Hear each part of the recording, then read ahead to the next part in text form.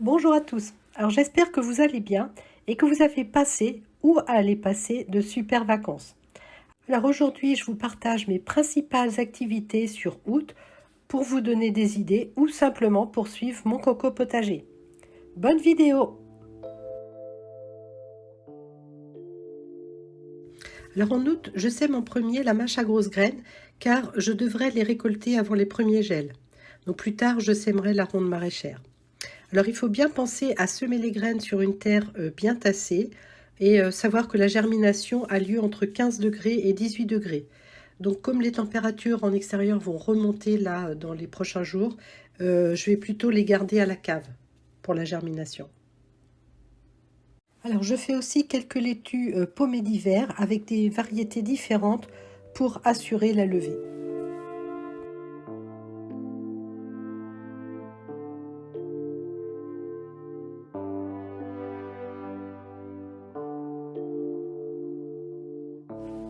Alors, vous aviez vu mes semis de chou chinois pak choi en juillet, mais après le repiquage, j'en ai perdu plusieurs, soit avec les altises, soit un pourrissement, ou alors peut-être une petite limace qui en a grignoté plusieurs. Du coup, il m'en reste que 6.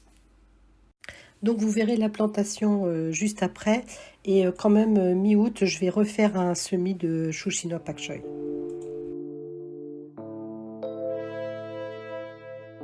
Je viens de planter mes pak choi à la place des courgettes et de la grosse monte paresseuse qui montait en graines.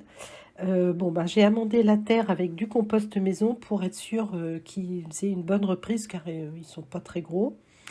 Et puis, j'essaye de les protéger des éventuelles chaleurs en Normandie avec les moyens du bord.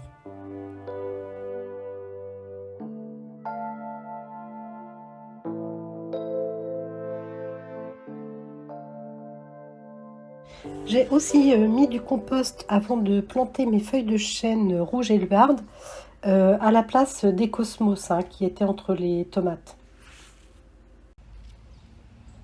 Bon, alors ça c'est mes petites feuilles de chêne éleveurs qui ont été semées le 1er juillet.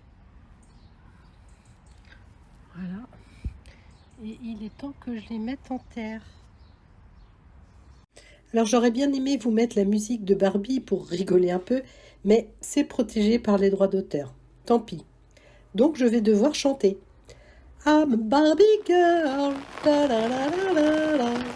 Bon ben ça y est, il se met à pleuvoir.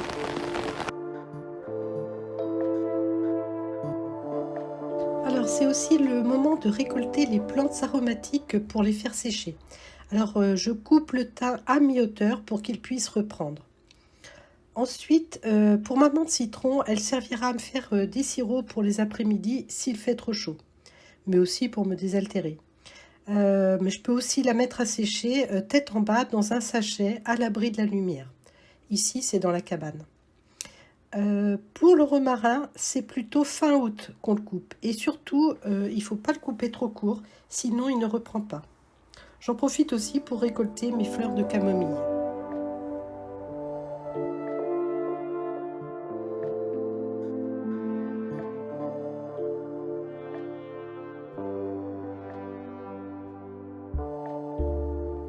Alors chaque année, je prévois des plants qui resteront en place pour monter en graines. Nos graines maison, elles germent vraiment beaucoup mieux et elles sont bien adaptées à notre potager. Donc c'est vraiment une occasion à ne pas louper. Bon, si vous me suivez régulièrement, d'ailleurs pensez à vous abonner, vous savez quels légumes sont montés en graines dans mon potager. En juillet, j'ai conservé des pieds de petits pois. Donc là, je vais pouvoir les mettre en sachet. Alors en août, je récolte surtout mes graines de laitue, là de radis cette année, d'œillet d'Inde, de coriandre, de capucine, de tomates, de nigel de Damas aussi. Donc en octobre 2021, j'avais fait une vidéo qui expliquait, enfin qui montrait comment je faisais mes graines.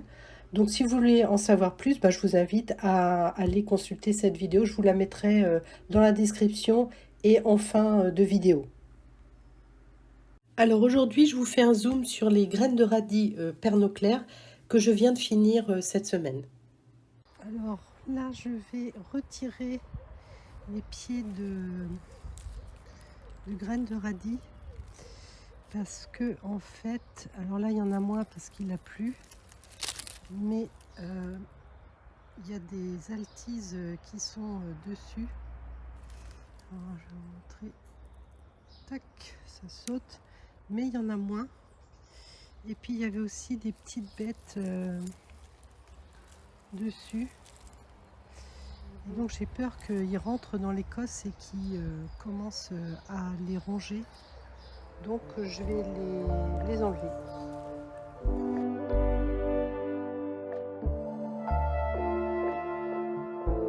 Alors l'idéal aurait été de mettre un voile anti-insectes.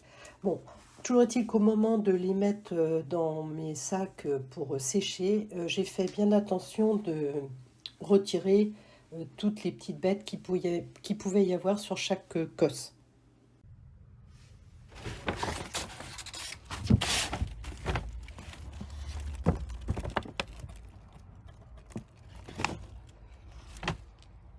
Alors les cosses ou siliques qui contiennent les graines sont en fait assez dures.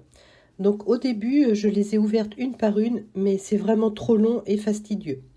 Alors la technique du rouleau à pâtisserie, elle est intéressante car elle brise les siliques et on peut les ouvrir plus facilement. Mais je voulais aller plus vite parce que j'en avais beaucoup à ouvrir. Donc je les écrase dans la passoire et les graines tombent en dessous avec quelques débris quand même. Donc il suffit de souffler doucement pour évacuer les débris plus légers que les graines. Alors ensuite, c'est quand même plus facile si les graines sont dans un plat creux parce que elles restent bien au centre.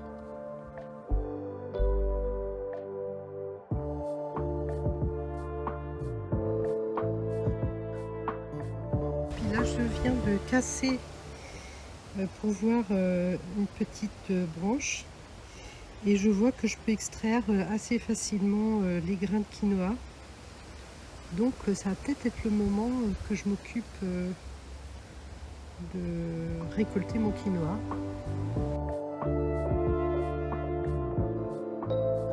Alors j'ai à nouveau un nid de guêpes dans le jardin. Bon, il est au pied de l'arbre qui est devant la serre.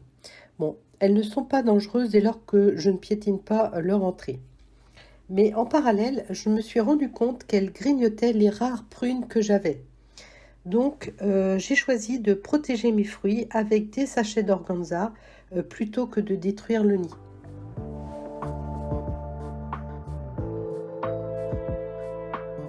Bon, ben, je viens de supprimer pas mal de feuilles de mon prune noire, juste pour vous montrer les grappes de tomates, juste sur une tige. Hein. Donc elles n'étaient pas sur des branches qui n'étaient pas encore touchées par le mildiou. Donc je vais quand même par sécurité pas les mélanger avec mes tomates, mes bonnes tomates. Mais je vais essayer de les mettre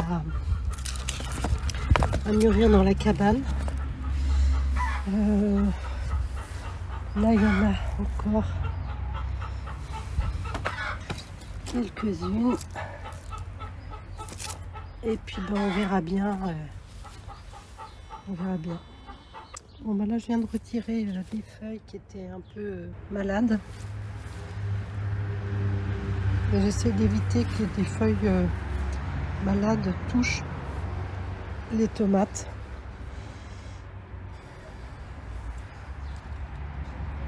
Parce que quand même, j'aimerais bien réussir à manger quelques-unes. Je ne sais pas si vous voyez la taille des tomates. Bon je viens de supprimer 6 pieds de tomates. Bon là on est en train de jeter les feuilles. Bon ça c'est les tomates que peut-être ne sont pas touchées par le mildiou. Et puis là c'est un seau entier. Alors là sur le dessus c'était des tomates cerises, mais dans le fond il y a des grosses tomates, des pork chops surtout. Voilà, puis des grappes. Donc ça c'est la principe d'orgaise. Ça c'est les pois rouges. Ça c'est les petites cœurs de pigeon. Mais là vous voyez par exemple c'est noir. C'est pas sûr que ce soit récupérable. Alors comme le mildiou progresse quand même plus vite que le mûrissement des tomates, J'ai mis des tomates qui me semblaient saines à mûrir dans le légumier. Donc je vais vous montrer quelques images de avant et maintenant. Celles pour lesquelles j'ai vraiment un doute, je les mets à mûrir dans la cabane, variété par variété. À travers mes contacts dans différentes régions, je vois bien que nous n'avons pas tous les mêmes difficultés. Alors n'hésitez pas à me dire en commentaire où en sont vos tomates ainsi que votre région. Ça peut toujours être intéressant. Voilà, donc sachant que moi je suis dans le Calvados en Normandie. Bon bah j'espère que mes expériences vous auront été utiles pour cultiver vos légumes au mieux. Voilà, en attendant la prochaine vidéo, bah écoutez, je vous souhaite une bonne fin de journée et je vous dis à bientôt.